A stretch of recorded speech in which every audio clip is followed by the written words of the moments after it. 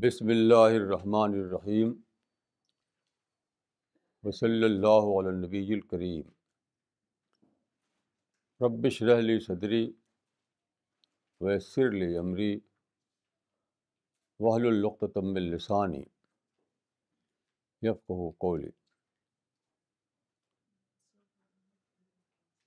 آج کا ٹاپک ایک سفر کے بارے میں ہے۔ اس کا ٹائٹل ہے journey to a Mediterranean island. Journey to a Mediterranean island. میری مراد ہے سائپرس سے، جس کو عربک میں قبرص کہتے ہیں۔ یہ جزیرہ ہے میڈیٹیرین میں،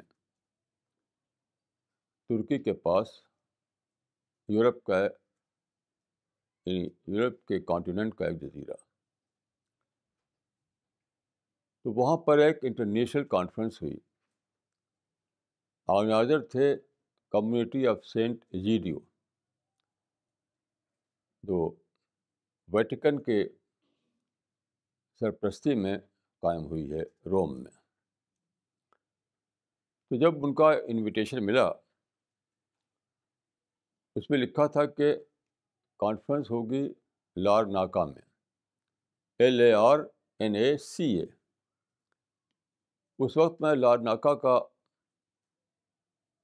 بالکل اس سے بے خبر تھا۔ میں جانتا نہیں تھا کہ لارناکا کہاں ہے، کیا ہے۔ یہ نام میرے لیے بالکل ان نون تھا۔ تو میں اپنے آپ کو بائی نیچر بہت زیادہ ہیلپ لیس سمجھتا ہوں۔ ہیلپ لیسنس میرے نیچر میں انٹرووون ہے۔ تو ایک ایسی جگہ جانا جو میڈیٹرین میں ہے، اس کا نام بھی مجھے نہیں پتا، نئی جگہ، تو میں I was reluctant to accept this invitation۔ بالکل میرے دل میں یہ تھا کہ میں یہ نہیں جانا ہے، پتہ نہیں کیا وہاں ہوگا، کیا نہیں ہوگا، کچھ جنگل ہے کہ کیا ہے۔ بالکل جو کہتے ہیں ایٹ دا 11th hour کچھ ایسا ہوا کہ مجھے کنفرم کرنا پڑا۔ اور پھر ہم 3 آدمی وہاں گئے۔ میں تھا، مولانا ذکوان ندوی تھے، مسٹر رجت ملہوترا۔ تو آخر میں جس چیز نے مجھے جانے پر تیار کیا، وہ تھا ایک روایت جو حدیث میں آئی ہے، وہ میں بتاؤں گا آپ کو ڈیٹیل میں انشاءاللہ، کہ ایک صحابی خاتون سفر کریں گی اس جزیرے تک۔ تو خواب دیکھا تھا رسول اللہ صلی اللہ علیہ وسلم نے۔ تو ایک بار دیکھا، 2 بار خواب دیکھا۔ پہلی بار خواب دیکھا تو جب آپ نے خواب بیان کیا تو صحابیہ خاتون نے کہا کہ آپ دعا کریں کہ میں بھی اس جماعت میں رہوں۔ تو آپ نے کہا کہ تم اس جماعت میں ہو۔ پھر دوبارہ خواب دیکھا آپ نے، تو پھر آپ نے بتایا تو ان کا کہ آپ دعا کیجیے کہ میں اس میں بھی رہوں۔ تو آپ نے کہا کہ نہیں، تم فرسٹ گروپ میں ہو لیکن سیکنڈ گروپ میں تم نہیں ہو۔ اور اس کے بارے میں حدیث میں ہے کہ وہ لوگ جو جائیں گے وہاں، کل ملوک علی الاسرہ، کل ملوک علی الاسرہ، یعنی like the kings seated on thrones, تخت پر بیٹھے ہوئے بادشاہوں کی طرح۔ تو جنت کا سفر ایک رائل جرنی کے ذریعے، یہ ایک عجیب غریب ایک ڈریم تھا میرے لیے کہ شاید یہ گڈ ٹائیڈنگ جو ہے وہ ہمارے گروپ پر بھی صادق آ جائے۔ یعنی اس ایک چیز کے سوا کوئی اور چیز ہمارے لیے انسینٹیو نہیں تھی وہاں جانے کے لیے، کیونکہ بالکل لگتا تھا کہ جنگل میں جا رہے ہیں، ڈیزرٹ میں جا رہے ہیں، اندھیرے میں چھلانگ لگا رہے ہیں، کچھ پتہ نہیں تھا. لیکن یہ جو حدیث میں آیا ہے کہ وہ کل ملوک الاسرہ ہوں گے اور وہ جنت میں جائیں گے رائل جرنی کرتے ہوئے، تو جو حدیث میں آیا ہے کہ انا عند ظن عبدی بی فلیظن بی خیرا،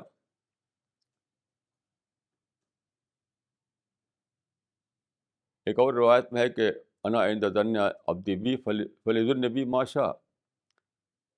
تو میں نے سوچا کہ شاید میں اللہ سے گمان کروں، وہ گمان پورا بھی ہو جائے. اس طرح سے میں وہاں سفر کی راضی ہوا. جو دونوں صحابان میرے ساتھ گئے تھے، آپ ان سے پوچھ سکتے ہیں کہ یہ ہمارے جو سفر تھا سچ مچ ہی وہ رائل جرنی بن گیا. یہاں سے وہاں تک جانا، وہاں سے لوٹنا، بالکل ایک اتنا رائل سفر تھا یہ، کبھی میں نے اس سے پہلے ایسا کوئی سفر نہیں کیا تھا. بہت ہی انوکھا سفر تھا یہ. تو بہرحال اس سفر کے کچھ لیسنس، کچھ ایکسپیرئنس میں بتانا چاہوں گا، آپ کو شیئر کرنا چاہوں گا.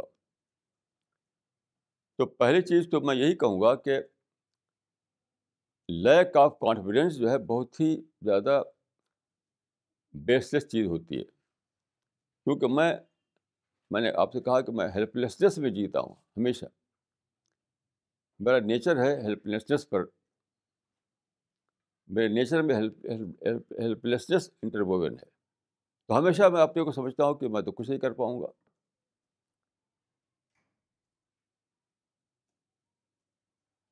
لیکن کیا کوئی لیک آف کانفیڈینس میرے اندر بہت زیادہ ہے، بلکہ کانفیڈینس تو ہے ہی نہیں میرے اندر. لیکن پھر مجھے حضرت مسیح کا وہ یاد آتا ہے کہ ایک شخص نے ان کی بات سنی اور وہ متاثر ہوا. اس نے کہا کہ میں بھی چاہتا ہوں کہ کروں وہ کام جس کی طرف آپ بلاتے ہیں لوگوں کو، لیکن میں کیسے کروں گا؟ میرے پاس تو کچھ ہے نہیں، میں تو ایک سورس لیس آدمی ہوں. تو حضرت مسیح نے کہا کہ کتنا زبردست، ایک ہی شبد میں، ایک ہی سینٹینس میں کتنی زبردست بات ہے. انہوں نے کہا کہ انسان سے نہیں ہو سکتا مگر خدا سے ہو سکتا ہے. Man can not do but God can. یہ ہے فارمولا اس بات کا کہ آپ کے اندر کانفیڈنس کیسے آئے. تو میں کہہ سکتا ہوں کہ دنیا میں شاید میں وہ انسان ہوں کہ جس کے اندر کانفیڈنس بالکل ہی نہیں ہے. لیک آف کانفیڈنس میرے اندر، یعنی ایکسٹریمسٹ سینس جو ہے اس کا، اس حد تک میرے اندر لیک آف کانفیڈنس ہے. لیکن حضرت مسیح کا یہ جملہ جو ہے ہمیشہ مجھے یاد آتا ہے، man can not do but God can.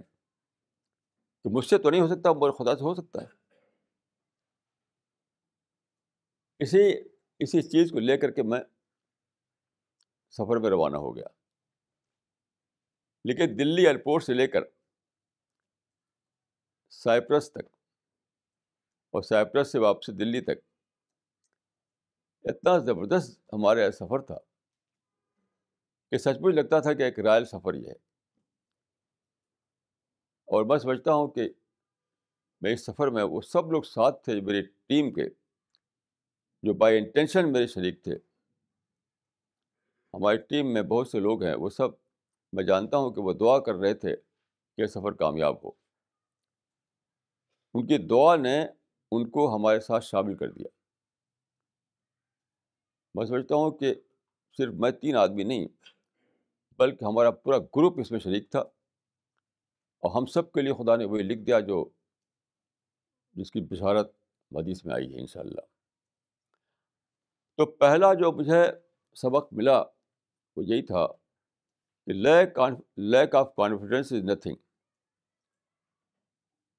دیکھیے ہوتا یہ ہے کہ آدمی اپنے اوپر اپنے آپ کو دیکھتا ہے تو اپنے آپ کو پتہ ہے کہ میرے پاس تو کچھ بھی نہیں ہے. کہ جیسے ہی آپ خدا کو دیکھنے لگیں تو لگتا ہے خدا کے پاس تو سب کچھ ہے. God is everything. I am nothing, but God is everything.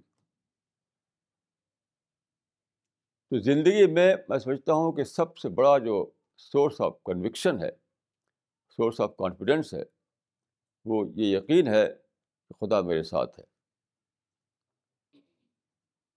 اور قرآن مجید میں ہے کہ وَيَرْزُقْهُ مِنْ حَيْثُ لَا يَحْتَسِبُ. جو آدمی خدا پر بھروسہ کرے تو ایسی ایسی شکلوں سے اس پر خدا کی مدد آتی ہے جس کو اس نے پہلے سوچا بھی نہیں تھا. وہ اس سفر میں ہمارے ساتھ ہوا کہ ذرا بھی ہم کو اپنے بارے میں کانفیڈنس نہیں تھا کہ ہم سفر میں کامیابی کے ساتھ جا سکتے ہیں اور آ سکتے ہیں. اور ایسا ہوا کہ قدم قدم پر ہیلپ، قدم قدم پر مدد، اور بہت ہی رائل انداز میں. میں اکثر جب جاتا ہوں کہیں تو میں سوچتا ہوں کہ جہاز اترے گا، وہاں کوئی آگے پیچھے نہیں ہوگا، کہاں جاؤں گا میں، کہاں جاؤں گا، کس کے پاس جاؤں گا. اکثر میرے دماغ میں یہ رہتا ہے. اس بار جب جہاز نے لینڈ کیا وہاں، تو 2 آدمی پہلے سے وہاں کھڑے ہوئے تھے، جہاں جہاز نے لینڈ کیا تھا وہاں پہ کھڑے ہوئے تھے. اور پھر ہم ان کے ساتھ ہو گئے. انہیں سارا کام انہوں نے کیا، ہمیں تو لاؤنج میں بٹھا دیا انہوں نے. یہ پورے سفر میں ہوا. تو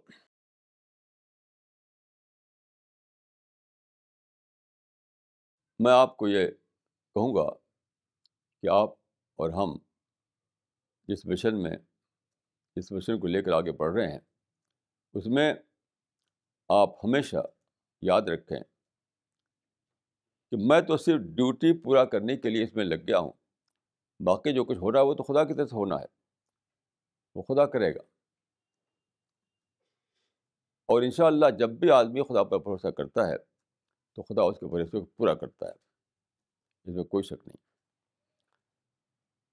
تو ایک بات یہ تھی. دوسری بات جو میں کہنا چاہوں گا یہ کہ جب میں سائپرس پہنچا تو میں سمجھتا تھا کہ وہاں کوئی نہ انڈین ہوگا، نہ کوئی پاکستانی ہوگا، نہ کوئی مسلمان ہوگا. ایسی مائنڈ میں تھا بس. ایک مسجد میں ہم نے نماز پڑھی، بہت بڑی مسجد تھی وہ، شاید وہاں کی سب سے بڑی مسجد. بہت سے پاکستانی لڑکے وہاں نوجوان لوگ موجود تھے. معلوم ہوا کہ وہاں تقریباً 1 لاکھ پاکستانی ہیں سائپرس میں. ایسی انڈین ہیں، ایسی افریقن ہیں، بہت سے وہاں بھرے بھی ہیں سب. یہ they are Muslims in diaspora. میں سمجھتا ہوں کہ سب سے بڑا ہسٹری میں یعنی میننگ فل ڈائسپورا تھا صحابہ کا. اب جانتے ہیں کہ رسول اللہ صلی اللہ علیہ وسلم نے کہا تھا کہ تم لوگ پھیل جاؤ دنیا میں اور میرے میسج کو پھیلاؤ. ان اللہ باعث کافۃ للناس فادوا عنی. تو وہیں سے آدمی روانہ ہو گیا. کتابوں میں آتا ہے کہ جس کا گھوڑا جس طرف تھا اسی طرف وہ چل نکلا. آپ جانتے ہیں کہ مکہ مدینہ میں بہت ہی کم قبریں ہیں صحابہ کی. کیوں باہر چلے گئے لوگ؟ انہی میں سے ایک وہ صحابیہ تھیں جن کا نام رمیسہ تھا اور ان کی کنیت ام حرام تھی. وہ گئیں، وہاں تک پہنچ گئیں، یعنی قبرص تک.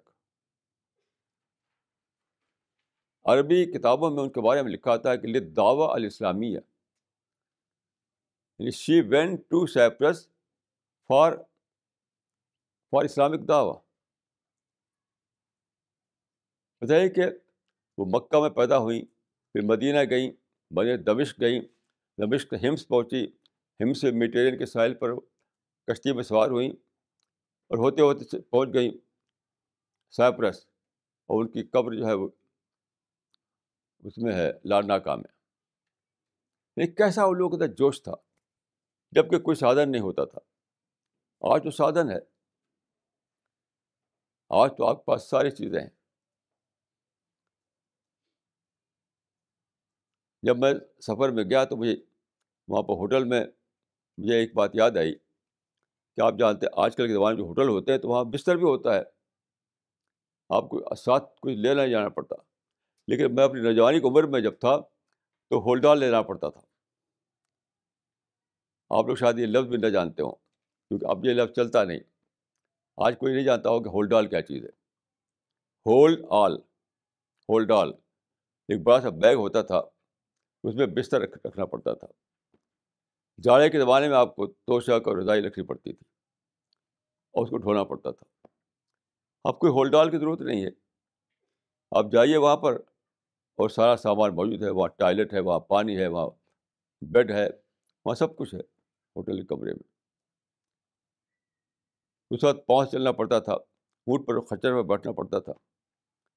آج آتے ہیں آپ کار سے، ہوائی جہاز سے، اور دور کا سفر بہت کم ٹائم میں ہو جاتا ہے. تو یہ لوگ جو مسلمس ہیں ڈائسپورا ساری دنیا میں پھیلے ہوئے ہیں، میرے اندازے کے مطابق کم از کم یعنی یہ لوگ جو ہیں یعنی 20 ملین لوگ جو ہیں باہر کی دنیا میں پھیلے ہوئے ہیں کم از کم. 7 بلین تو صرف امریکہ میں ہے. تو صحابہ جو گئے تھے کس لیے گئے تھے؟ وہ گئے تھے دعوی ورک کے لیے. اب جو آتے ہیں جو لوگ کس لیے؟ صرف منی کے لیے، جاب کے لیے، پیسے کے لیے. ان کے زمانے میں کیا ہوا؟ ساری دنیا میں اسلام کا دبدبہ قائم ہو گیا. آج کچھ بھی نہیں ہو رہا ہے. وہ جاتے تھے دینے کے لیے، یہ لوگ گئے لینے کے لیے. And there is great difference between giver and taker. وہ جو تھے وہ گیور گروپ کے طور پر گئے تھے. اب ہم جاتے ہیں ٹیکر گروپ کے طور پر. پھر ایک چیز مجھے بہت بڑی بات بھی سمجھ آئی اس تجربے سے. اس زمانے میں تقریباً ساری دنیا میں ایک بہت بڑی چیز تھی اس کو کہ جس سے لوگ بے خبر رہے، اناویئر رہے. وہ کیا؟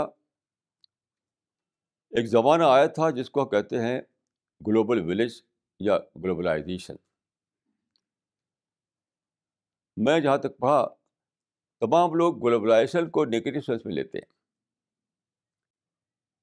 دلی میں ایک جماعت کا ہیڈ کوارٹر ہے، اس نے کتاب چھاپ رکھی ہے گلوبلائزیشن کے خلاف، اور بہت ہی برے انداز میں گلوبلائزیشن کے خلاف اس میں چھپا ہوا ہے. آپ کہیں تو میرے پاس آئیے بتا دوں گا اس کا بارے میں. تو گلوبلائزیشن کو لوگوں نے نیگیٹو سینس میں لیا، یعنی انہوں نے سمجھا کہ از اے نیو فارم آف کولونائزیشن. یعنی مغربی قومیں دنیا کو قبضہ کرنا چاہتی ہیں، اس لیے یہ گلوبلائزیشن چلا رہی. ہاں بالکل بیس لیس بات ہے، بیس لیس بات، ایبسرڈ بات ہے. دیکھیے واٹ از گلوبلائزیشن. اس زمانے میں جو نئی چیزیں پیدا ہوئیں، مثلا کمیونیکیشن نے پوری دنیا کو ایک گلوبل ولیج بنا دیا. اس کا مطلب کیا ہوا کہ ساری دنیا سے آپ ایک کنٹری میں ہوں، ایک سٹی میں ہوں، تبھی پوری دنیا سے آپ جڑ گئے. آپ پوری دنیا سے آپ جڑ گئے. پہلے جو تھا وہ لینڈ بیسڈ اکانومی ہوتی تھی، جہاں لینڈ ہے وہیں پر رہتے ہیں، وہیں پر کھیتی کرتے ہیں. اور وہ دوبارہ ختم ہو گیا. اب آپ دلی میں رہیں گے اور ساری دنیا سے بزنس کریں گے. دلی میں رہیں گے، ساری دنیا پر جا کر آپ جاب ملے گا آپ کو. دلی میں رہیں گے اور کمیونیکیشن کے ذریعے آپ ساری دنیا سے آپ کنٹیکٹ بنا سکیں گے.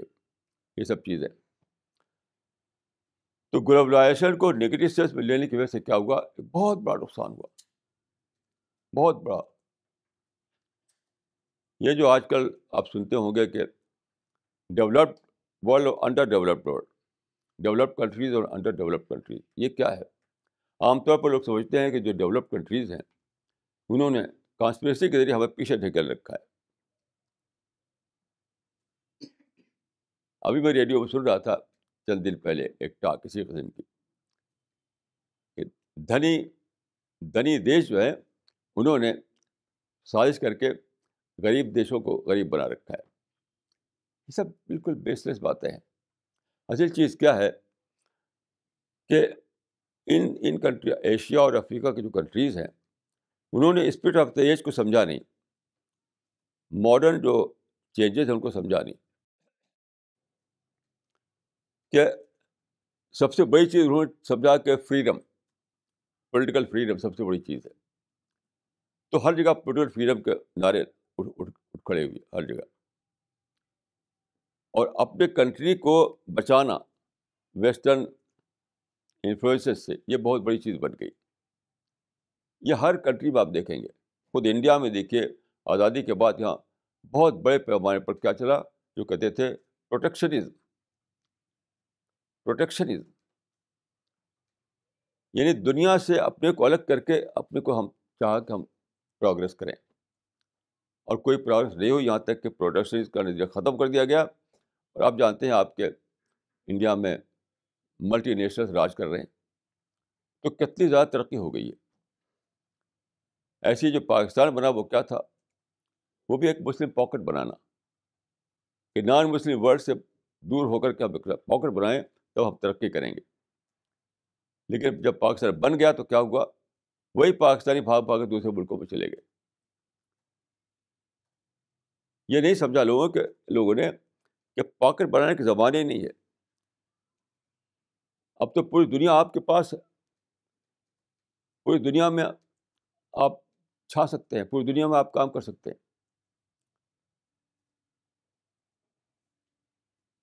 پوری دنیا آپ کے قدموں کے نیچے ہے. یہاں تک کہ خود اسرائیل جو ہے، میں سمجھتا ہوں کہ وہ بھی اسی کا وکٹم ہے. جو زائنسٹ موومنٹ تھی وہ کیا تھی، یہودیوں نے سمجھا کہ ہمارا اپنا جو وطن ہوگا تبھی ہم زیادہ ترقی کریں گے. تو اسرائیل بن گیا 1948 میں. لیکن آج اسرائیل چل رہا ہے کس کی بدولت؟ امریکنس کی بدولت، اور اور اور جوز ان ڈائسپورا جو ہے ان کی بدولت.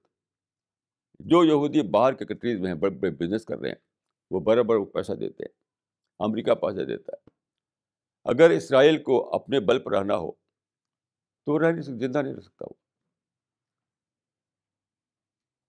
تو پروٹیکشنزم جو تھا انڈیا میں وہ بھی اسی کا ایک فنامنا تھا. مسلم لینڈ بنانے کا جو ذہن تھا پاکستان میں وہ بھی اسی کا فنامنا تھا.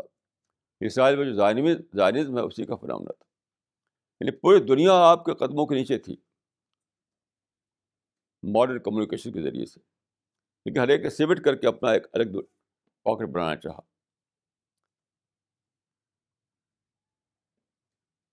یہ ایک بہت بڑا اس زمانے میں ایک بہت بڑا انٹلیکچوئل بیکورڈنس تھا جو لوگوں پر چھایا رہا. پھر ایک اور چیز جو میں نے ڈسکور کی وہاں، وہ یہ ہے کہ وہاں ہم لوگ لے گئے تھے لٹریچر کافی تعداد میں، اور سب لوگوں کو لٹریچر دیا، بہت شوق سے لوگوں نے لیا. ایک چیز میں نے ڈسکور کی وہاں پر، یہ ہے کہ اللہ تعالیٰ نے ایسے، یعنی جو ہسٹوریکل پروسیس ہوا بعد کے زمانے میں، تو دوسرے جتنے بھی ریلیجن ہیں وہ سب وہ ڈسٹارٹ ہو گئے.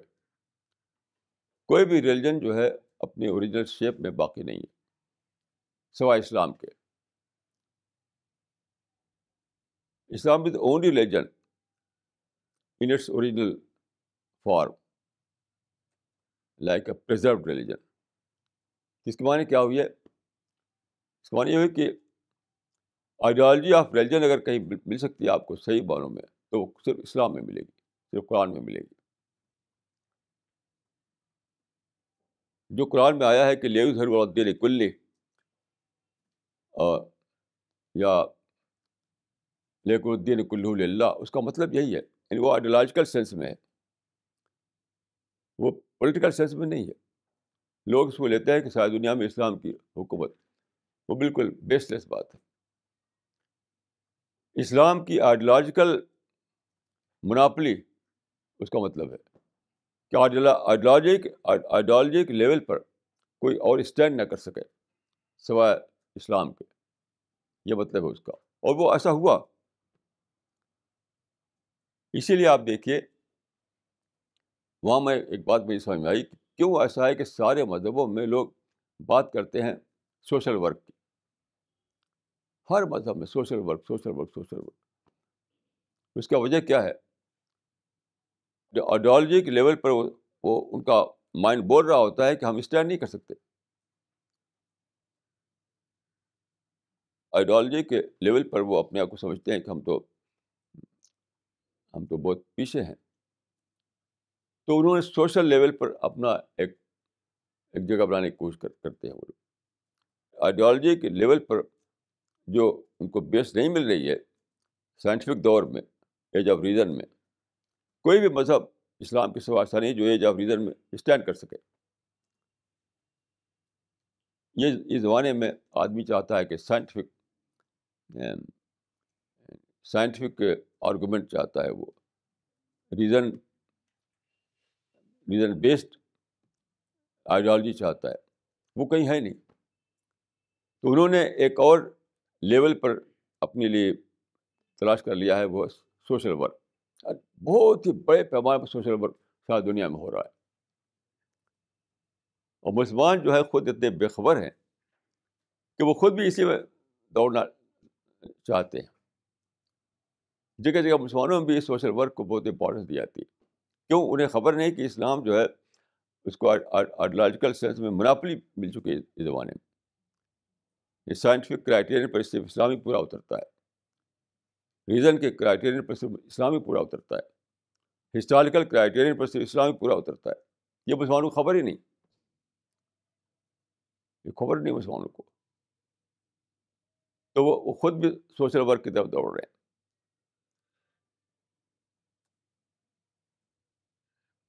یہ میں اس سفر میں مجھے بھی ایک ڈسکوری ہوئی کہ کیوں ساری دنیا میں سوشل ورک کی دھوم مچی ہوئی ہے ہر مذہب میں. اس لیے کہ آئیڈیالوجی کے لیول پر وہ اپنے کو کم پاتے ہیں سائنس کے مقابلے میں، ریزن کے مقابلے میں. سمجھتے ہیں کہ ہم اسٹینڈ نہیں کر رہے ہیں. لیکن مسلمان جو کہ اسٹینڈ کر سکتے تھے وہ بھی اپنی بے خبری میں وہ بھی اسی طرح دوڑ رہے ہیں.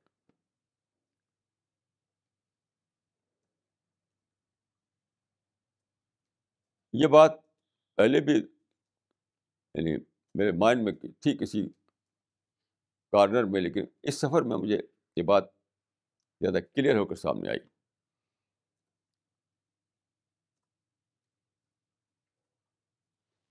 اس طرح سے دیکھیے، اب میں اس کے بارے میں عرض کروں گا جو اصل محرک تھا وہاں جانے کا. وہ وہاں جو ایک ٹوم ہے یا مقبرہ ہے، اس کے بارے میں جو کانفرنس ہوئی تھی تو اسی شہر میں ہوئی تھی جہاں لال ناکا میں، جہاں پر اس خاتون کی قبر ہے. تو بہت بڑی کانفرنس تھی، بہت بڑی کانفرنس، یعنی انٹرنیشنل کانفرنس تھی. اس میں ہمارے ساتھیوں نے خوب لوگوں کو لٹریچر دیا، قرآن کے ترجمہ بھی دیا، لٹریچر بھی دیا. بہت شوق سے ایک ایک نے لیا. ایک کرسچن پریسٹ تھے، انہوں نے تو جب ان کو قرآن دیا جائے گا ٹرانسلیشن تو انہوں نے کہا کہ کیا اور آپ میں کاپی دے سکتے ہیں مجھے فلاں کو دینا، فلاں کو دینا. تو 3 کاپی لی انہوں نے. لوگوں میں دھوم بچ گئی سمجھیے. ہمارے کتاب ہے، ہمارے بروشر، ہمارے پمفلٹ اور قرآن ٹرانسلیشن. ایک آدمی کو دیا گیا ہے، ایک غالباً پریسٹ تھا، وہ قرآن کا ٹرانسلیشن پڑھ چکا تھا پہلے.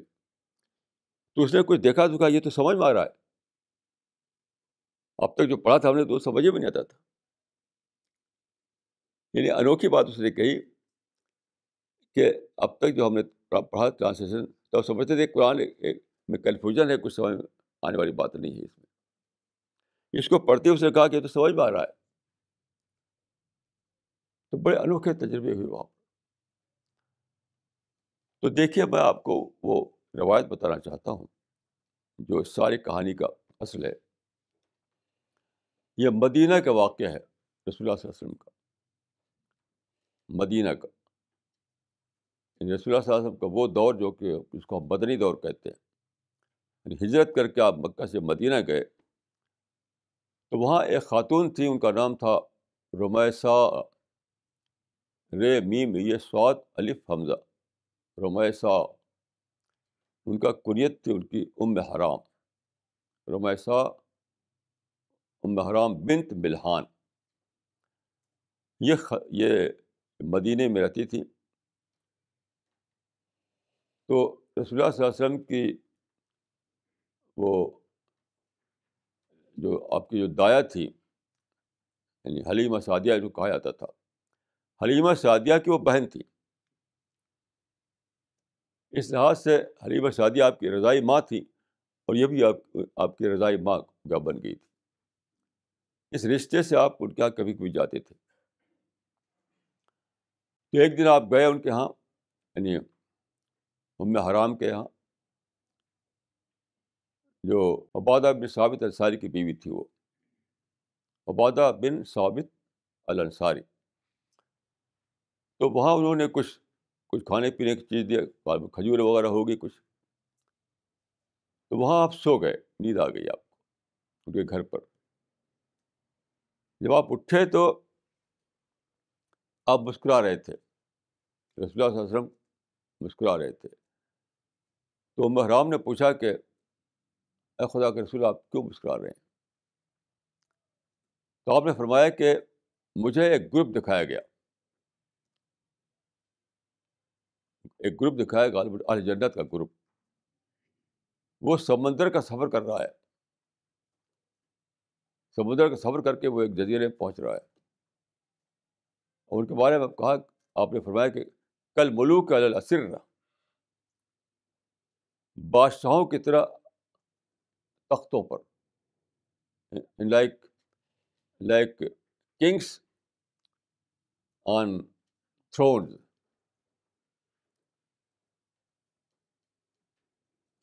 تو حضرت ام حرام کو بہت شوق ہو ان کا کہ آپ دعا کیجیے کہ میں بھی اس جماعت میں، اس گروپ میں شامل ہو جاؤں. تو آپ فرمایا کہ تم ان میں سے ہو، تم ان میں سے ہو. پھر روایت کہتی ہے کہ پھر آپ کو دوبارہ نیند آ گئی، آپ سو گئے، اور دوبارہ جب اٹھے آپ تو پھر آپ مسکرا رہے تھے. تو پھر انہوں نے پوچھا کہ آپ اے خدا کے رسول، آپ کیوں مسکرا رہے ہیں؟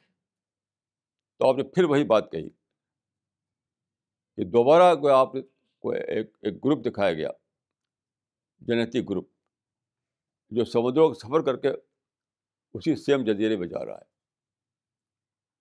تو پھر انہوں نے کہا کہ آپ دعا کیجیے کہ میں بھی اس میں رہوں. تو آپ نے فرمایا کہ نہیں، تم فرسٹ گروپ میں ہو لیکن سیکنڈ گروپ میں تم نہیں ہو. یہ ہے حدیث. اب یہ سیکنڈ گروپ جو رائل جرنی کر کے وہاں پہنچے گا، یہ ایک گولڈن ڈریم تھا میرے مائنڈ میں، میرے ساتھیوں کے مائنڈ میں. یہی لے کر ہمیں وہاں گیا کہ شاید ہمارا شمار اس میں ہو جائے. تو ایسا ہوا کہ جب ہمارا جہاز وہاں پہنچا، اس کے اوپر، یعنی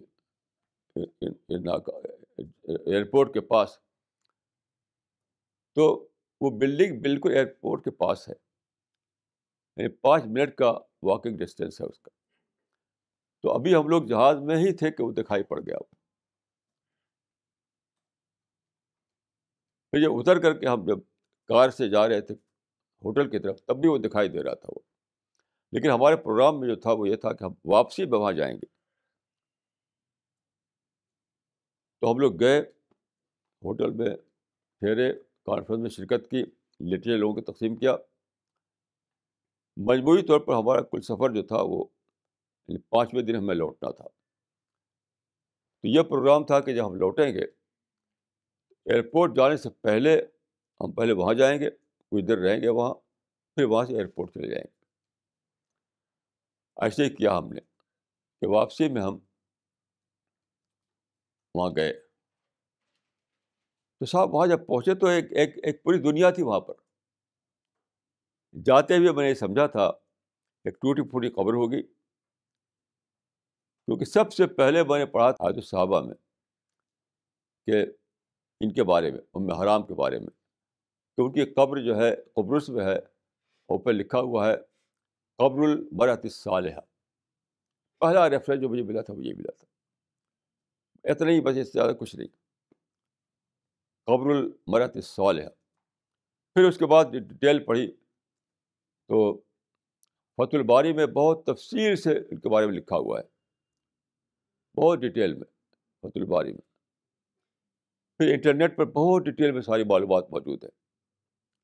ہمارے ایک ساتھی پشاور میں رہتے ہیں، ان کو اپنے یہاں سے میسج دیا، انہوں نے بہت سارا میٹر وہاں سے بھیج دیا. اب جب وہاں پہنچے ہم اس کے سامنے، تو وہ تو ایک تاج محل ہے، سمجھیے سیکنڈ تاج محل. یعنی ایک آپ جانتے ہیں کہ خاتون کی قبر ہے وہاں، جہاں کے جس کو ہم کہتے ہیں تاج محل، وہاں بھی ایک تاج محل ہے. وہ سنگ مرمر کا تو نہیں ہے، لیکن بہت خوبصورت بلڈنگ ہے، بہت ہی یعنی بڑا اس کا ایریا ہے، اور بالکل یعنی سی کے میڈیٹرینین کے کنارے ہے. اور پہلے اس میں ایسا ہوا کہ جب یہ حضرت حرام وہاں پہنچی تو واپسی میں وہ سوار ہوئی خچر پر. بغلہ آتا ہے حدیث میں، خچر پر سوار ہوئی تو خچر بدکا اور وہ گر گئی تو ان کو سر میں یا گردن میں چوٹ لگی اور وہاں مر گئی. اس وقت ان کی عمر جو 70 سال سے زیادہ تھی. تو لوگوں نے ان کو وہیں دفن کر دیا، کیونکہ اسلام کی تعلیم یہ ہے کہ مرنے کے بعد وہیں دفن کر دو جہاں آدمی مرا ہے. آج کل جو ہوائی جہاز سے باڈی لے آتے ہیں ادھر ادھر، یہ اسلام کے خلاف ہے. یہ اسلام کی تعلیم ایسے نہیں ہے. اسلام کی تعلیم ایک جہاں مرا ہے وہیں دفن کر دو. تو صحابہ تھے، اس جماعت جو گئی تھی اس میں سب صحابہ لوگ تھے، تو وہاں انہوں نے ان کو دفن کر دیا.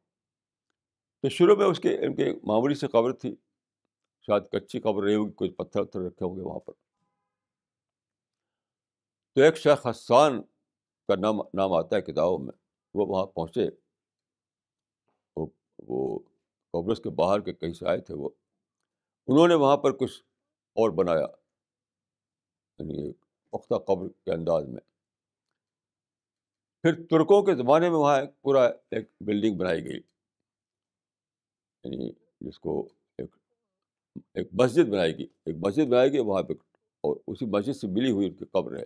اب جو شکل ہے وہ یہ ہے کہ مسجد الگ ہے، قبر الگ ہے، لیکن قبر مسجد سے ملی ہوئی ہے بالکل. جب اس میں ہم انٹر ہوئے تو بہت بڑی سی مسجد تھی، کافی بڑی، کارپیٹ تھا اس میں، سب چیز تھی. پھر قبلہ کی طرف دیوار سے ملا ہوا ایک ڈور تھا، اس ڈور میں داخل ہوئے تو وہاں پر قبر تھی. وہاں پر یہ ہے شکل وہاں کی. تو ترکوں کے زمانے میں وہاں پر کچھ اور تعمیرات کی گئیں. پھر ابھی حال میں ایسا ہوا کہ یوسٹ کہا جاتا ہے، USAID، یوسٹ جو انٹرنیشنل تنظیم ہے، وہ دنیا کے مختلف مقامات پر جو ہسٹوریکل جو بلڈنگیں ہیں اس کو رینوویٹ کرتی ہے. وہ تو انہوں نے کافی پیسہ لگا کے اس کو رینوویٹ کیا.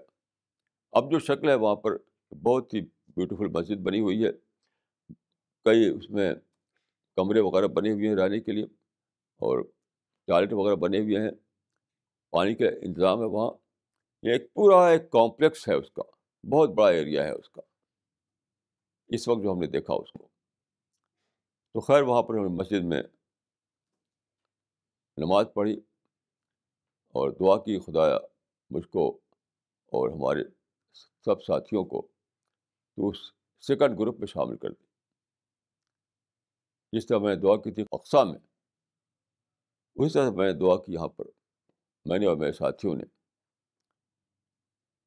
کہ خدایا تو ہمارے پورے گروپ کو، ہمارے سب ساتھیوں کو، جو بھی اس مشن میں ہمارے ساتھی ہیں، سب کو اس سیکنڈ گروپ میں شامل کر دے.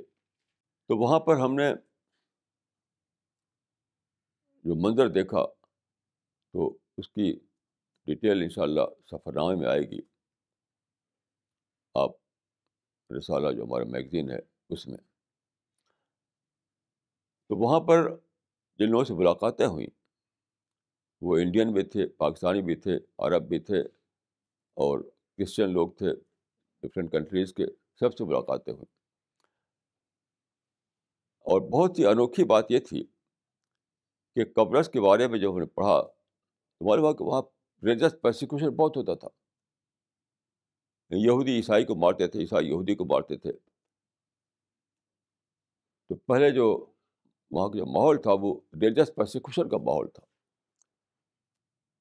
کوئی مذہب وہاں پر اپنی تبلیغ کرنے کا موقع نہیں پاتا تھا اس سے پہلے. آپ پڑھ سکتے ہیں اس کو کتابوں میں. لیکن ہم جب وہاں گئے تو زمانہ بالکل بدل چکا تھا. یعنی پورا تو ریلیجس فریڈم کا زمانہ.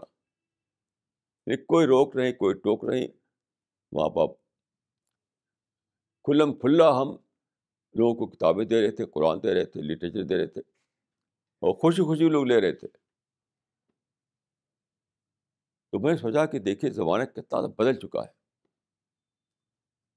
لوگوں کو پچھلی کہانیاں معلوم ہے. ابھی تک میں سمجھتا ہوں کہ شعوری طور پر لوگ ڈسکور نہیں کر پائے ہیں. زمانہ بدل چکا ہے شعوری طور پر. یعنی میں خود سمجھتا تھا کہ وہاں روک ٹوک ہوگی، کیونکہ کانفرنس کر رہے ہیں کرسچن لوگ اور دوسرے جو مذہب کے لوگ وہاں ہوں گے تو کہیں کہ آپ یہ کہاں لائے ہیں، کتابیں کہاں لائے ہیں آپ ہمارے کانفرنس میں آئے ہیں کہ اپنی کتابیں بانٹنے کے لیے آئے ہیں. لیکن ایسا کچھ بھی وہاں نہیں ہوا اور ساری کتابیں ختم ہو گئی. میں جا رہا تھا تو لوگوں سے میں کہتا تھا میرے ساتھیوں سے ساری کتابیں لے جا رہے ہیں تو لوٹانا پڑے گا وہاں سے. کہاں کس کو دیں گے اب کتابیں؟ یہ میں بار بار کہتا تھا کیوں لے آ جانا اتنی کتابیں، تو لوٹا کے لانا پڑے گا واپس. لیکن کوئی کتاب وہاں لوٹ کر نہیں آئی. سب کے سب لوگوں نے جسے کہتے ہیں لوٹ لیا، اس طریقے سے انہوں نے لے لیا کتابوں کو. تو کیا کہ وہی مقام، اور صرف سائپرس کی بات نہیں، ساری دنیا میں پہلے ریلیجس پرسیکیوشن کا زمانہ تھا ہر جگہ. یعنی ایک مذہب والا جو وہاں ڈومینیٹ کر رہا ہو، دوسرے مذہب والے کو وہ اجازت نہیں دیتا تھا کہ وہاں پر وہ اپنی تبلیغ کرے یا وہاں پر کچھ کام کرے اپنے مذہب کے حوالے سے. آج وہاں پوری فریڈم ہے، پوری فریڈم، کوئی کسی کو روکنے والا نہیں. ہر جگہ ہم نے کتابیں اور قرآن مجید ترجمے رکھوائے. جو ادارے تھے جو مختلف قسم کے جو بھی موقع ملا وہاں رکھوائے، لوگوں کو دیا. کوئی روک ٹوک نہیں. تو یہ کتنا بڑا شکر کی بات ہے کہ وہ دنیا جہاں اس سے پہلے ریلیجس پرسیکیوشن ہوا کرتا تھا، اس دنیا میں خدا نے ہر طرف ریلیجس فریڈم کا ماحول پیدا کر دیا ہے، اور بلا روک ٹوک آپ اسلام کا پیغام پہنچا سکتے ہیں. کیسی انوکھی بات ہے یہ، کیسی انوکھی بات ہے. لیکن لوگ صرف اتنے جانتے ہیں کہ وہاں پر یعنی بہت سے مسلمان وہاں پر ہیں، لیکن وہ اتنے جانتے ہیں کہ وہاں پر فلاں جاب مل سکتا ہے، فلاں ایجوکیشن مل سکتی ہے، یہی جانتے ہیں اور کچھ نہیں جانتے. بس ایک مسلم نوجوان ملا، وہ وہاں پر ہوٹل مینجمنٹ کا کورس کر رہا تھا. دوسرے کنٹری سے آیا وہ مسلم نوجوان اس لیے ہوٹل مینجمنٹ کا کورس کرنے کے لیے، کیونکہ وہاں کر لے گا تو پھر اس کے کوئی ہوٹل میں کوئی جاب مل جائے گا بہت آسانی سے. دعوت کا کوئی کانسیپٹ ہی نہیں، دعوت کی اپرچونیٹیز کو اویل کریں، اس کا کوئی کانسیپٹ ہی نہیں ہو. کیسی انوکھی بات ہے. وہ جگہ جہاں پہ ایک صحابیہ کا اتنا بڑا ایک نشان قائم ہے، وہ قبر جو ہے صحابیہ کی، جس کو وہاں کہا جاتا ہے وہ حالہ سلطان، اس کا نام ہے حالہ سلطان. حالہ سلطان ٹکے ٹکے غالباً تکیہ کا وہ ہے ترکش فارم. ترکش میں ٹکے کا TEKKA، جو ہماری زبان میں تکیہ کہتے ہیں جس کو. تکیہ کا مطلب درگاہ. تو حالہ سلطان اس کا نام ہے. دیکھیے یہ میں عرض کروں، حالہ جو ہے ترکش لینگویج میں خے ہے بن جاتا ہے. حالہ کا مطلب خالہ، یعنی خے جو ہے بدل کے ہے بن گیا. تو رمیسا جو تھیں وہ رسول اللہ کی خالہ تھی، رضائی ماں کی بہن. تو سلطان سے مراد میں سمجھا کہ سلطان الانبیاء، سلطان الانبیاء کی خالہ، سلطان الانبیاء کی خالہ،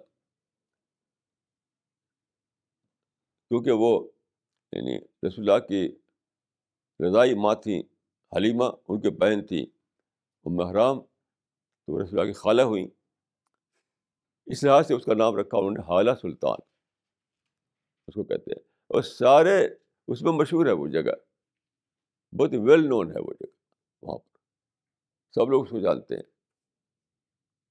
بالکل ویل نون ہے. صرف وہاں پر ایک کمی میں نے محسوس کی کہ اتنی بڑی جگہ وہ ہے لیکن وہاں کوئی کام نہیں ہو رہا ہے.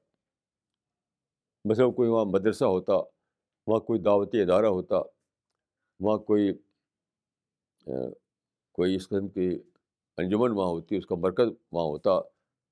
اتنا قریب ہے ایئرپورٹ سے وہ کہ بالکل پیدل کے ریچ میں ہے وہ، ادھر شہر ہے ادھر ایئرپورٹ ہے، تو وہاں پر ایک بہت بڑا میرے خیال سے دعوت سینٹر بن سکتا ہے.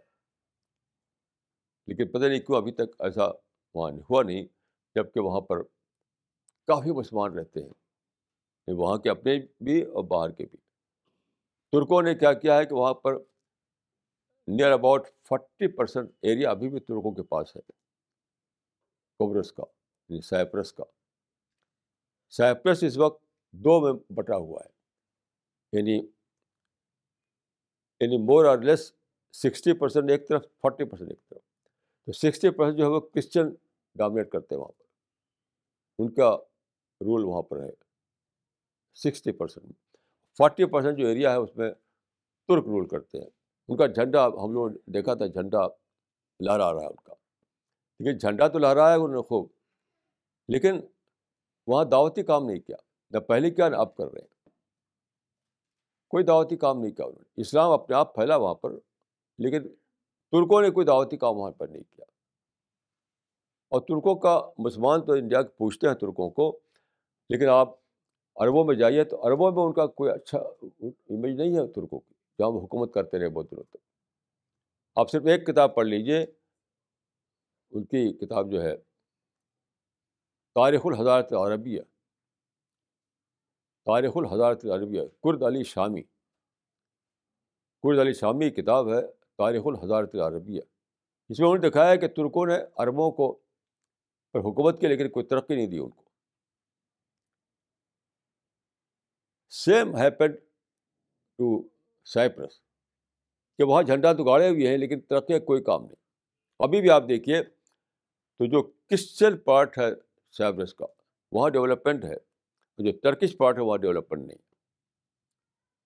تو اسی کا ایک بہت چھوٹا سا نمونہ یہ ہے کہ سالہ سلطان جو ہے، وہ جو سینٹر اتنا بڑا ہے، کوئی اس کو استعمال نہیں. حالانکہ زبردست دعویٰ سینٹر بن سکتا ہے وہ. اتنی اچھی تعمیرات وہاں پر، اتنا اچھا، اتنا کافی زمین ان کے پاس ہے، یعنی بنا بنایا سینٹر ہے وہ، بنا بنایا. کچھ کرنا نہیں سوائے کہ آدمی وہاں بیٹھ جائے اور کام شروع کر دے. تو بہرحال ہم لوگ انشاءاللہ کوشش کر رہے ہیں، کچھ وہاں جو نوجوان ملے تھے ہم کو، ان کو راغب کریں کہ اس کا ایک دعوتی استعمال وہ شروع کریں، وہاں پر کوئی ایسا ایک قائم کریں، اور وہاں پر یعنی بہت کافی وہاں ٹورسٹ آتے ہیں اور بزنس کے لیے آتے ہیں، ایجوکیشن کے لیے آتے ہیں، تو ان کے درمیان دعوت کیا جا سکے. تو کچھ نوجوان ہمارے کنٹیکٹ میں وہ آئے، ان سے انشاءاللہ ہمیں امید ہے کہ وہ اس کام کو انجام دیں گے. اب میں آپ لوگوں کو یہ کہنا چاہوں گا کہ جو ابھی میں نے کہا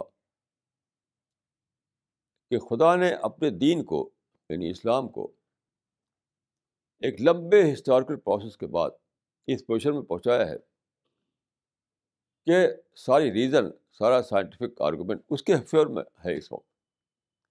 تو گیا کہ اسلام ان اپوز وکٹری کی پوزیشن میں ہے آئیڈیالوجیکل فیلڈ میں. لیکن مسلمان کیا کر رہے ہیں کہ دوسرے فیلڈ میں، پولیٹیکل فیلڈ میں، سوشل ورک کی فیلڈ میں، کس فیلڈ میں جا کر کے وہ کوششیں کر رہے ہیں اپنی. دعویٰ کی فیلڈ میں کچھ بھی نہیں ہو رہا ہے.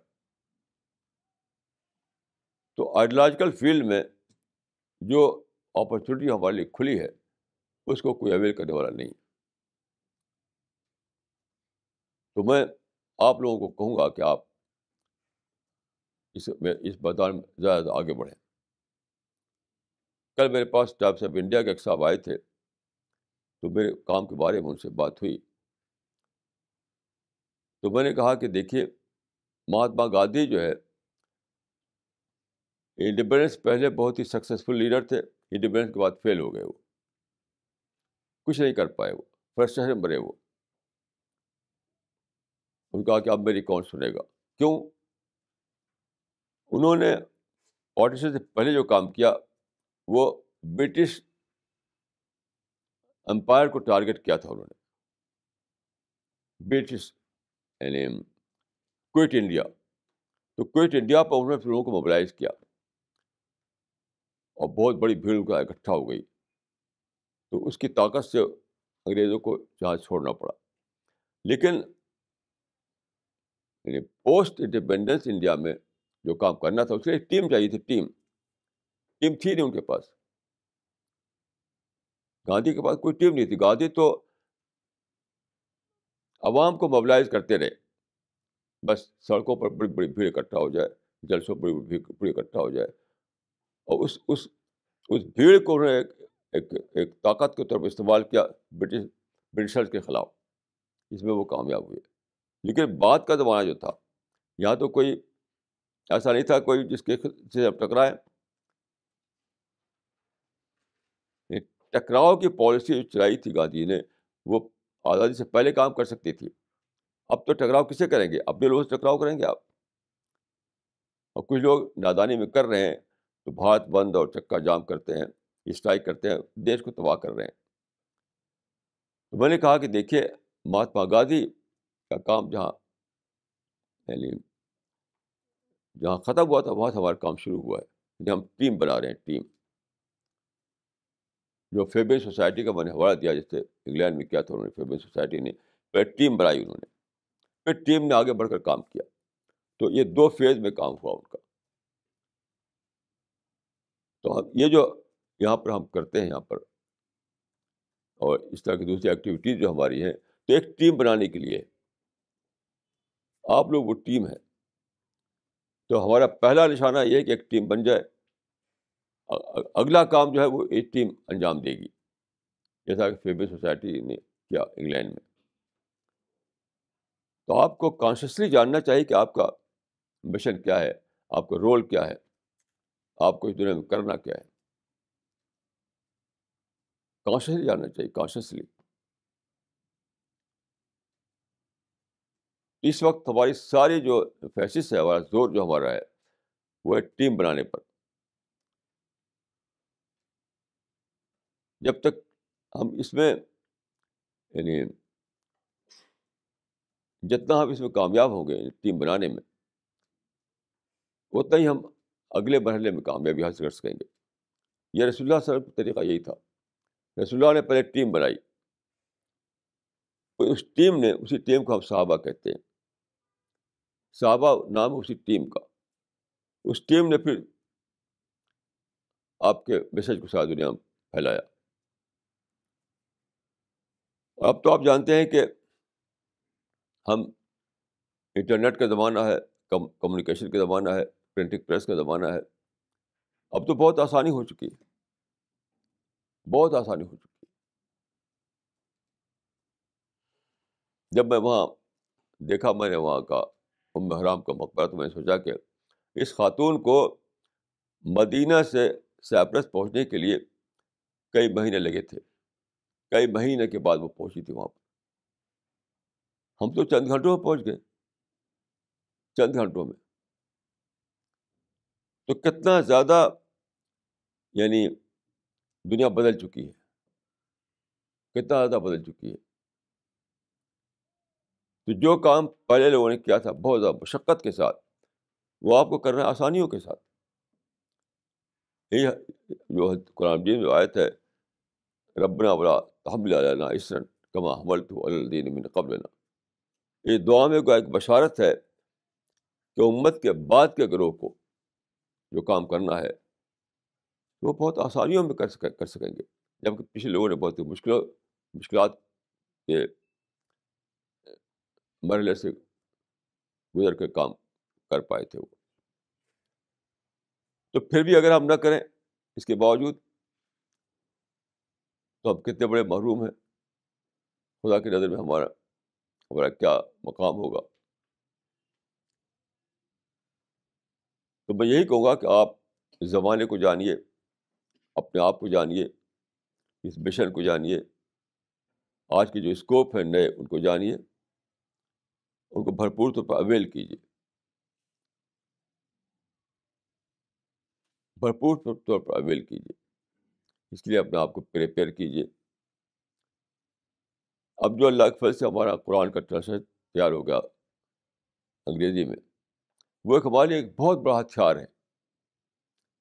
جو بھی پڑھتا ہے وہ کہتا ہے کہ بھائی تو خود کو سمجھ میں آتا ہے قرآن۔ اب تک تو جو قرآن ہم پڑھتے تھے سمجھ میں نہیں آتا تھا، میں تو ٹرانسلیشن انگلش کے ٹرانسلیشن بہت سارے چھپے ہیں، مور دین اے ڈزن، بٹ سب میں کنفیوژن ہے، کسی میں کلیئرٹی نہیں ہے، کلیئرٹی۔ دیکھیے قرآن جو عربک قرآن ہے اس میں کلیئرٹی پار ایکسلنس ہے، قرآن جو عربک قرآن ہے اس میں کلیئرٹی پار ایکسلنس ہے، لیکن جو ٹرانسلیشن کیے گئے ہیں انگلش زبان میں اس میں کلیئرٹی نہیں، تو آدمی پڑھتا اور سمجھ نہیں پاتا بھرپور طور پر، کیونکہ اللہ کے فضل سے جو ٹرانسلیشن ہمارا چھپا ہے پورا کلیئرٹی اس کے اندر ہے، پڑھتے جائیے اور سمجھتے جائیے، اس کو پھیلائیے، ساری دنیا میں اس کو پھیلا دی۔ میں تو سمجھتا ہوں کہ جو حدیث میں آیا ہے کہ ورڈ آف گاڈ گھر گھر پہنچ جائے گا، ایک زمانہ آئے گا کہ جب ورڈ آف گاڈ گھر گھر پہنچ جائے گا، وہ یہی ہے، یہ تو ورڈ آف گاڈ ہے، لوگوں کی انڈرسٹینڈیبل لینگویج میں پوری کلیئرٹی کے ساتھ تیار ہو گیا ہے ایک اس کا ورژن، اس کو گھر پہنچا دیجیے انٹرنیٹ کے ذریعے سے، اور دوسرے جو ذریعے ہیں ان کے ذریعے سے پہنچا دیجیے، اور وہ کریڈٹ آپ کو ملے گا جو کریڈٹ ان لوگوں کے لیے لکھا ہوا ہے جو ورڈ آف گاڈ کو ہر گھر میں پہنچا دے۔ کیسا عجیب انوکھا یہ ہے، ایک کریڈٹ ملنے والا تھا ہسٹری میں کہ ورڈ آف گاڈ کو کچھ لوگ ہوں گے جو گھر گھر پہنچا دے، تو اب زمانہ آپ کو ساتھ دے رہا ہے، اور اسی مشن کو کے لیے اٹھیے اور ورڈ آف گاڈ کو ایک گھر میں پہنچا دیجیے۔ اللہ تعالیٰ آپ کو مددگار ہو۔ اقول قولی ھذا واستغفر اللہ لی ولکم اجمعین۔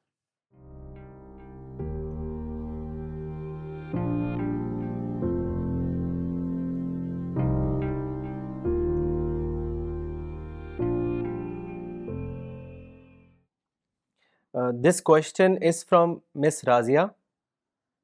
What is Neo-Gandhianism? Can our mission be associated with it? کل آئے تھے مسٹر سدھارتھ ایک ٹائمس آف انڈیا کے، ان سے میں نے بات کرتے ہوئے کہا کہ یہ ورڈ یوز کیا تھا میں، نیو گاندھیزم۔ میں سمجھتا ہوں کہ ہمارا جو مشن ہے وہ نیو گاندھیزم ہے۔ میں نے کئی بار مہاتما گاندھی کو ڈریم میں دیکھا، میں نے ایک بار دیکھا کہ میں ایک روڈ ہے اس پہ واک کر رہا ہوں پیدل، پھر ایک درخت ہے، ایک پیڑ، اس کے نیچے مہاتما گاندھی اکیلے بیٹھے ہوئے ہیں، ایک دم وہی حلیہ ہے جو ان کا ہوتا تھا، بہت ہی سیڈ۔ تو میں ان کے پاس جاتا ہوں تو مجھ کو ایک پین دیتے ہیں، مہاتما گاندھی ایک پین دیتے ہیں اور کہتے ہیں کہ مولانا صاحب آپ جو کر رہے ہیں اس کو کرتے رہیے۔ بس اتنا ہی بولے وہ کہ مولانا صاحب آپ جو کر رہے ہیں اس کو کرتے رہیے، اور پین دیا انہوں نے. میں تو سمجھتا ہوں کہ میں مہاتما گاندھی کا ری انکارنیشن ہوں,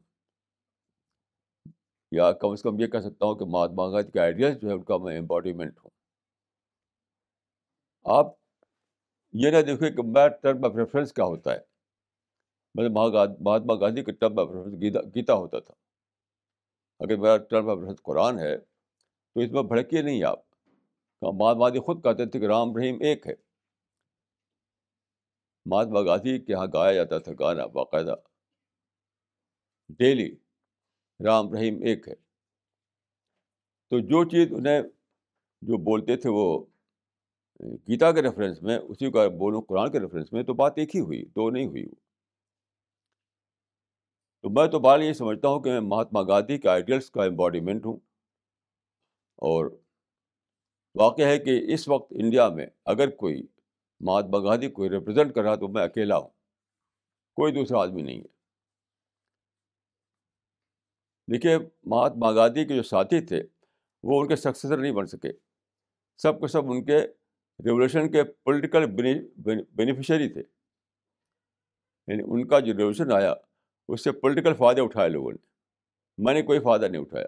میں بھی ایک فریڈم فائٹر ہوں, میں بہت سے فائدے لے سکتا تھا, مجھے آفر بھی کئی دیے گئے, کوئی فائدہ میں نہیں لیا. تو میں اپنے کو مہاتما گاندھی کا ٹرو سکسیسر مانتا ہوں. اس سے کوئی نہ بھڑکائے کہ وہ اگر گیتا کا ریفرنس دیتے تھے اور میں قرآن کا ریفرنس دیتا ہوں تو یہ تو خود وہ کہتے تھے رام رحیم ایک ہے. اس کو لے کر کوئی کو بھڑکنا نہیں چاہیے کس کو. اور واقعہ یہ ہے کہ مہاتما گاندھی کے مشن کو میں ریوائیو کر رہا ہوں. کہ میں اس مشن سدھارتھ سے کہا, اور جہاں تک میں سمجھتا ہوں کہ انہوں نے مانا اس چیز کو, اس کے وزن کو, اس کے ویٹ کو انہوں نے تسلیم کیا. تو نیو گاندھیزم جو ہے وہ نام ہے گاندھین فلاسفی کا نئے سچویشن میں ری ایپلیکیشن. وہ میں کر رہا ہوں خدا کھل سے. لوگوں کا معاملہ ہے کہ کچھ اوپری چیزوں کو لے کر بھڑکتے ہیں, گہرائی میں جا کر نہیں دیکھتے. گہرائی میں جا کر نہیں دیکھتے. گہرائی میں جا کے آپ دیکھیں تو لگے کہ واقعی یہ آدمی ریوائیو کر رہا ہے گاندین فلاسفی کو. انشاءاللہ میں اس پر ایک پورا ایک لیکچر انشاءاللہ ہم رکھیں گے انڈیا انٹرنیشنل سینٹر میں, اسی پر واٹ از نیو گاندھیزم. تو اس میں آپ سن سکیں گے پوری بات. This question is from Mr. Udyan Chandra Roy. Is there any conflict between teachings of Quran and Hadith?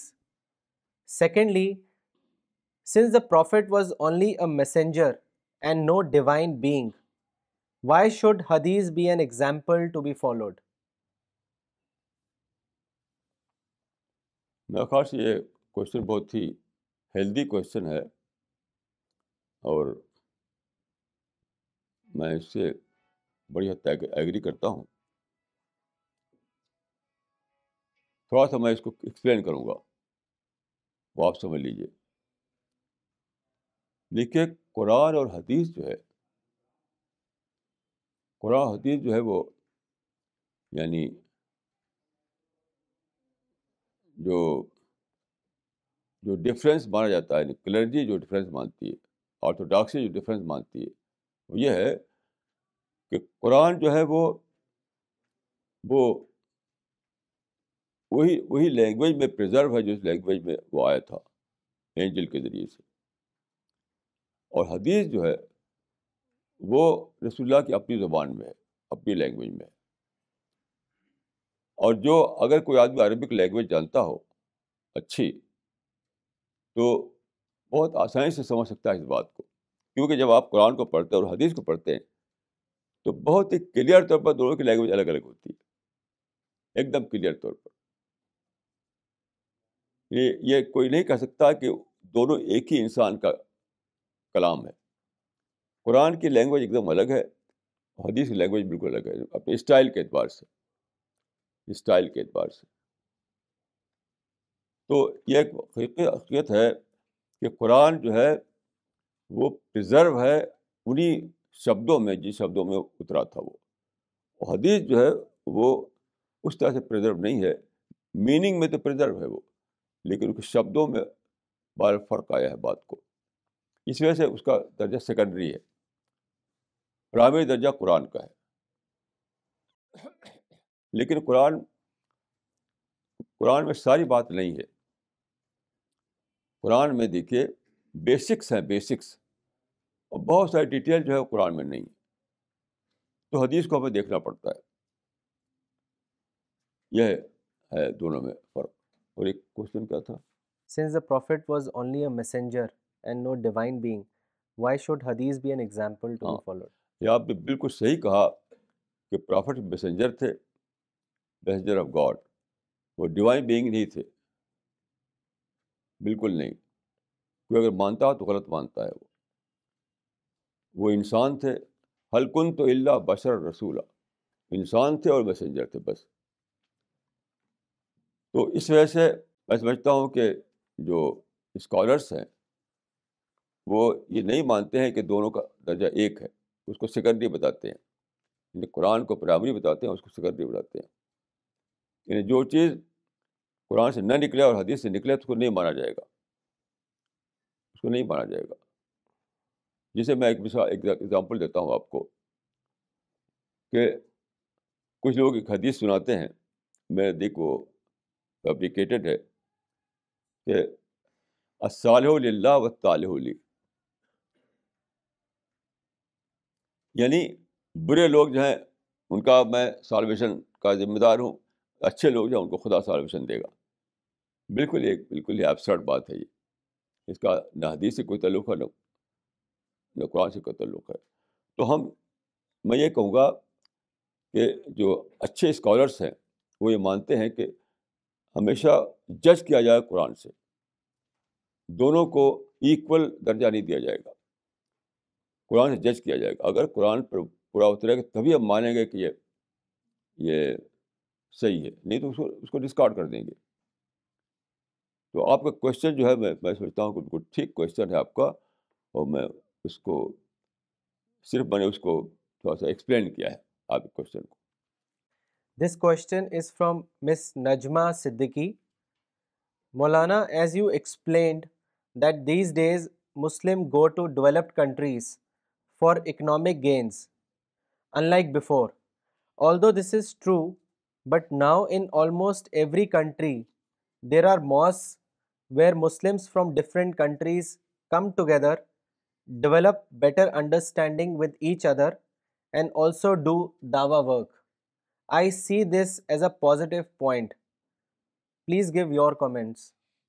دعوی کہیں نہیں کر رہا ہے مسلمان، جاب کر رہا ہے، پیسہ کما رہا ہے بس. میں تو نہیں جانتا کہیں جہاں دعوت ورک کر رہا ہو. کہیں ایسا ہے کہ دعوت کے نام لیتے ہیں. ویسے میں امریکہ گیا، میں ایک صاحب ہے انہوں نے مجھ سے کہا کہ آپ دعوت کرتے ہیں. دعوت کا مطلب آپ اس کو میں کہوں کہ اس کو بھڑکنے کی ضرورت نہیں. دعوت کا مطلب وہی ہے، اسپیچ اور ریولوشن. میں جب دعوت کا لفظ بولتا ہوں تو اس کی مراد میری یہی ہوتی ہے، اسپیچ اور ریولوشن. کیونکہ اس کو کوئی بھی ورڈ دیں گے آپ تو اس کا ایک کنوٹیشن دینا پڑے گا آپ کو. تو میں نے اس کا جو دعوت ورڈ کا استعمال کرتا ہوں تو اسپیچ اور ریولوشن کے سینس میں استعمال کرتا ہوں. تو خیر وہاں میں گیا تو میں نے ان کہا کہ آپ دعوی ورک کرتے ہیں، بات ہم بھی دعوی ورک کرتے ہیں، ہم بھی کر رہے ہیں دعوی ورک. تو میں نے کہا وہ کیسے؟ تو انہوں نے کہا کہ میں آپ کو دکھاؤں گا. تو اگلے دن انہوں نے اپنی گاڑی پر ایک صاحب مجھے بھیجا. ایک بلڈنگ میں ہم پہنچے، وہاں کچھ لوگ تھے جو ان کو انہوں نے رکھا تھا. وہاں پر کیا کام کر رہے تھے؟ یعنی یو ایس اے کے اسکولوں میں جو بکس پڑھائی جاتی ہیں اس میں کہاں کہاں ایسا وہ ہے ریفرنس جو مسلمانوں کے اگینسٹ میں ہے. جسے مسلمانوں کو کہہ دیا ہو کہ مسلمان جو ہے وہ وائلنٹ ہوتے ہیں فرض کیجیے، تو اس کو نکالیں گے. وہ کوئی اور بات جو مسلمانوں کے اگینسٹ میں ہو اس کو نکالیں گے. وہ جو اس کو وہ بنائیں گے، ایک پریزنٹیشن بنائیں گے اور بھیجیں گے ڈپارٹمنٹ آف ایجوکیشن میں کہ اس کو ٹھیک کرو. میں نے کہا یہ دعوت ورک کہاں سے؟ یہ تو کمیونٹی ورک ہے، کمیونٹی ورک ہے. اور مسلمان وائلنس تو کر ہی رہے ہیں، اگر اس میں ہے تو غلط کون سا ہے؟ ساری دنیا میں مسلمان وائلنس کر رہے ہیں، تو اگر کتاب میں لکھ جائے تو اس میں غلطی کیا ہے؟ تو بار یہ دعویٰ ورک رہی ہے. لوگوں کو پتہ بھی نہیں کہ اسپریچولیٹی کیا چیز ہے. اسپریچولی میں یہ بھی شامل ہے کہ آپ کمیونٹی سے اوپر اٹھ جائیں. مائی کمیونٹی رائٹ اور رانگ میں جو لوگ جیتے ہوں وہ جانتے بھی نہیں ABCD اسپریچولیٹی کی. سارے مسلمان جو ہیں ان کا کیا ہے؟ مائی کمیونٹی رائٹ اور رانگ. ایسے لوگ کیا جانے دعوت کو، کیا جانے اسپریچولیٹی کو. اسپریچولیٹی وہ ہے، اسپریچولیٹی میں آپ کو سب چیز سے اوپر اٹھنا پڑتا ہے. جو اپنی کمیونٹی میں جیتا ہو وہ اسپریچولیٹی کا نام لیتا ہے تو غلط نام لیتا ہے. انسان میں جینا پڑتا ہے. اسپریچولیٹی کا مطلب ہوتا ہے انسان میں جینا پڑتا ہے. جب انسان کو اپنا کنسرن بنائیں آپ، سارے انسان آپ ایک ہو جائیں. بیسٹ جو ہے اسپریچولیٹی کا جو پرنسپل وہ ہے لو یور اینیمی، یعنی لو آل انکلوڈنگ یور اینیمی. میں سمجھتا ہوں کہ بیسٹ فارمولا اسپریچولیٹی کا یہ ہے. مہاتما گاندھی اس کو بہت زیادہ مانتے تھے، اس چیز کو بہت زیادہ مانتے تھے. تو میں سمجھتا ہوں کہ اسپریچولیٹی جو ہے اس کا ایکسپریشن لو کی شکل میں ہوتا ہے، سارے انسانوں سے محبت. میں کہہ سکتا ہوں جو میرے ساتھ رہتے ہیں وہ گواہی دیں گے کہ میرے دل میں ہر ایک کے لیے پیار ہے، ہر ایک کے لیے محبت ہے. یہ نہیں کہ میری کمیونٹی کے لیے تو ہے اور دوسروں کے لیے نہیں ہے. میں سب کو یکساں مانتا ہوں. اور یہی میں سمجھتا ہوں اسپریچولیٹی کا جو ہے ایسنس ہے، ایسنس کہ آپ کے دل میں سب کے لیے پیار آ جائے، کسی کے لیے ہیٹ نہ ہو، کسی کے لیے باعث نہ ہو. تو اسی انڈیا کو آپ بنانا چاہتے ہیں، اسی انڈیا کو. ہمارا مطلب یہ نہیں کہ لوگ اپنا کلچر بدلیں، اپنا مذہب بدلیں، نہیں، اپنا دل بدلیں. یہ میں صاف کر دینا چاہتا ہوں کہ میرا مشن کسی کے کلچر کو بدلنا نہیں ہے، کسی کا نام کو بدلنا نہیں ہے، کسی کے مشن کو بدلنا نہیں، کسی کے مذہب کو بدلنا نہیں. یہ میرا مشن ہے ہی نہیں. میں کبھی کسی سے نہیں کہتا کہ تو اپنا مذہب بدلو یا نام بدلو. کوئی نہیں کہہ سکتا اس دنیا میں کہ میں نے اس سے ایسا کہا ہو. میں دل بدلنے کی بات کرتا ہوں. دل بدلنا کیا ہے؟ وہی لو یور اینیمی. سارے انسانوں کو ایک سمجھنا، سارے انسانوں سے پیار کرنا، سارے انسانوں کے لیے دل میں یعنی پازیٹیو تھاٹ آ جانا. یہ میرا مشن ہے. میرا مشن ہرگز یہ نہیں ہے کہ کوئی مذہب بدلے، کوئی نام بدلے، کوئی کلچر بدلے. کچھ مجھے اس سے کوئی لینا دینا نہیں ہے. میرا ایک ہی مشن ہے کہ لوگوں کے دل بدل جائے. لوگوں کی میں آپ کو بتاؤں کہ میں گیا تھا اس سے پہلے تو زیورک ایئرپورٹ پہ ایک ہندو لیڈی ملی، یہی دلی میں رہتی ہیں وہ. تو وہ آرٹسٹ ہیں. وہ گئی تھی 3 مہینے کے لیے. سوئٹزرلینڈ گورنمنٹ نے ان کو بلایا تھا. تو ایئرپورٹ پر لگی وہ سوئٹزرلینڈ کی برائی کرنے. میری سوچ کیا ہے اس سے آپ سمجھ سکتے ہیں میری سوچ کیا ہے. یہ بھی گواہ ہیں، اس میں موجود تھے وہاں پر، اور بھی کئی لوگ تھے. تو 3 مہینے کے لیے گورنمنٹ آف سوئٹزرلینڈ نے بلایا ان کو، اپنا مہمان رکھا، خرچہ دیا ان کو، اور برائی کر رہے ہیں سوئٹزرلینڈ کی. تو میں نے کہا کہ دیکھیے آپ گائے کو پوچھتی ہے لیکن گائے کے کلچر کو نہیں مانتی آپ. کہ وہ کیسے؟ میں نے کہا what is cow? Cow is a divine industry. کیسے ہے کہ کاؤ جو ہے نان ملک کو ملک میں بدلتی ہے. کاؤ کو آپ دیتے ہیں گھاس، آپ کو دیتی ہے دودھ. So cow is an industry. Cow has the capacity to convert non-milk into milk. آپ کو اگر کوئی سیڈ ایکسپیرئنس وہاں ہوا ہو تو اسی کو لیے کیوں بیٹھے ہیں آپ کو؟ اس سیڈ ایکسپیرئنس کو بدلیے پازیٹیو ایکسپیرئنس میں. اگر آپ سچ مچ کاؤ کو مانتی ہیں تو کاؤ کو پوجنا اصل نہیں ہے، کاؤ کے کلچر کو بدل لینا اصل ہے. کہ آپ کاؤ کی طرح بنیے، نیگیٹو تھاٹ کو پازیٹیو تھاٹ میں کنورٹ کیجیے. کوئی ہیٹ کا ایکسپیرئنس ہو تب بھی اس کے پیار میں بدلیے. آپ نان ملک کو ملک میں بدلیے، تب آپ کاؤ کو ماننے والے ہوں گی. وہ بیچاری عورت بہت اچھی تھی، وہ رونے لگی، وہ آنکھوں سے آنسو ٹپ ٹپ گرنے لگا. تو یہ ہے میرا مشن کہ لوگ کاؤ کو پوچھتے ہیں. میں کہتا ہوں کاؤ کلچر کو اپناؤ. تو مطلب دل کو بدلو، مائنڈ کو بدلو، نگیٹیوٹی کو ختم کرو. یہ ہے میرا مشن. میں سمجھتا ہوں کہ یہی وہاں مہاتما گاندھی کا مشن تھا. اس کو ایک شبد میں کہوں گا کہ یہ spiritual revolution. This question is from Dr. Farida Khanam. The Quran says, وَيَكُونُ دِينُ كُلُّهُ لِلَّهِ, which means let religion be holy for Lord. What does it mean? نہیں، اس کا مطلب جو ہے وہ کیا ہے اس کو سمجھیے. اس کا ٹرانسلیشن ٹھیک نہیں ہے. اس کا مطلب یہ ہے کہ